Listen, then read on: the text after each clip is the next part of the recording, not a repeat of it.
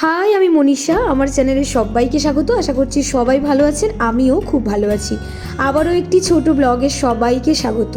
এখন বসে আছি আমি শিয়ালদা সাউথ সেকশানে, যাব একটু ভ্রমণের উদ্দেশ্যে। প্রতিবারের ন্যায় এবারেও অনেক দিন মনে হচ্ছে কোথাও ঘুরতে যাইনি, তাই ঝটপট বেরিয়ে পড়লাম পাহাড়ের উদ্দেশ্যে। তো এখন আমাদের এখানেই খাওয়া দাওয়া কমপ্লিট করার জন্য একটা প্ল্যান হলো। এই যে আমার সঙ্গে রয়েছে আমার বান্ধবী মিনা, আমরা দুজনেই মূলত এই ভ্রমণের উদ্দেশ্যে বেরোলাম। তো চলো, এই যে চলে এলাম আমরা সরাসরি স্টেশনে। আমাদের ট্রেন দিয়ে দিয়েছে, আমাদের কাঞ্চনকন্যা এক্সপ্রেসে আমরা যাব। নিয়েছিলাম আমরা লেডিস সিট, কারণ খুব অল্প সময়ে আমরা সিট না পাওয়ায় একেবারেই খুব হতাশ হয়ে পড়েছিলাম। তবে খুব ভাগ্যচক্রে দেখলাম যে লেডিসের সিট ফাঁকা রয়েছে। যাই হোক করে সিট পেয়ে গেছি, কিন্তু সিটটা পড়েছিল একেবারেই উল্টো দিকে। হাঁটতে হাঁটতে প্রায় হয়রানি। শেষে আমরা একটা পুলিশকেই জিজ্ঞেস করলাম যে আর কতটা যেতে হবে। তো এই যে ভিড়, সবাই চলেছে, শীতকাল মানেই পাহাড়। খুব খুব খুব মজা লাগছে।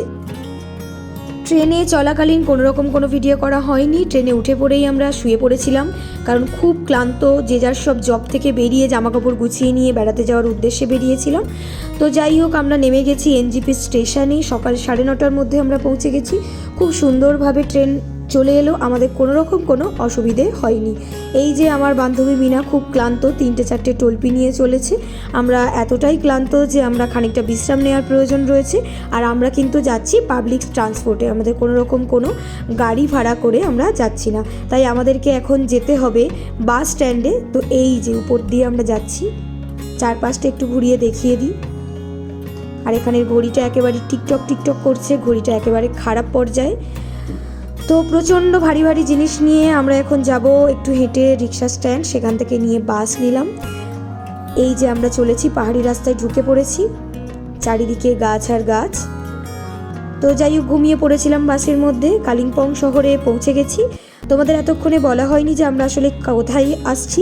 আমরা আসলে এসেছি কালিম্পংয়ে। আমাদের যেহেতু এখানে একজন বান্ধবীর বাড়ি রয়েছে, তাই আমরা প্রতি বছর কালিম্পংয়েই আসি। এখান থেকেই আমরা কখনো দার্জিলিং, কখনো গ্যাংটক, নানান সাইটে যাই। পৌঁছে গেছি বান্ধবীর বাড়ি।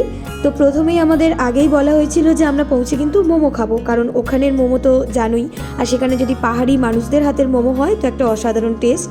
তো আমার খুব খুব খুব ভালো লাগছিল। আমরা আসতেই সন্ধ্যাবেলা এই মোমোর তোড়জোড় শুরু করে দিয়েছিলাম। সবাই মিলেই মোমো বানালাম। মোমো চাটনিও একদম নিজেরাই বানালাম। আর উইথ আমরা স্যুপ নিয়েছি, যেটা চিকেন স্যুপ ছিল। তো চলো দেখাই যে মোমোটা কি সুন্দর করে বানানো হয়েছে। এই যে আমরা কলকাতাতে সচরাচর মোমো কিনে খাই, মোমো করার প্রসেসটা অতটা দেখি না। তো পাহাড়ে আগের বারেও এসেছিলাম। এইটাতে রয়েছে স্যুপ আর এটাতে রয়েছে মোমো। এই যে পুরো কত খাবে, মানে একটার পর একটা পুরো ভরা মোমো আর কি। তো আমরা 5-6 পিসের বেশি মোমো খেতে পারলাম না। তো যতটা খেলাম, আজ রাতে আর ভাত খাবো না। অসাধারণ একটা টেস্ট আর ফ্লেভার, সেখানে এরকম গরম গরম মোমো। এতটা দূর থেকে যে এসেছি, তার ক্লান্তি পুনরায় দূর হয়ে গেছে। তো তোমরা জানো যে আমার বান্ধবী রয়েছে, আগের বছরও এসেছিলাম, ভিডিওতে দেখিয়েছি। এই যেই বান্ধবী, এর নাম যোগিতার বাড়ি। আমরা প্রতি বছর এসে নানান জায়গায় পাহাড়ে ঢু মারি। তো বান্ধবীর বাড়ি এসে একটা পাহাড়ি জীবনযাপন, তা আমাদের খুব ভালো লাগার। তো আজকের ভিডিও এখানেই শেষ করব। খুব ভালো থাকুন, টাটা।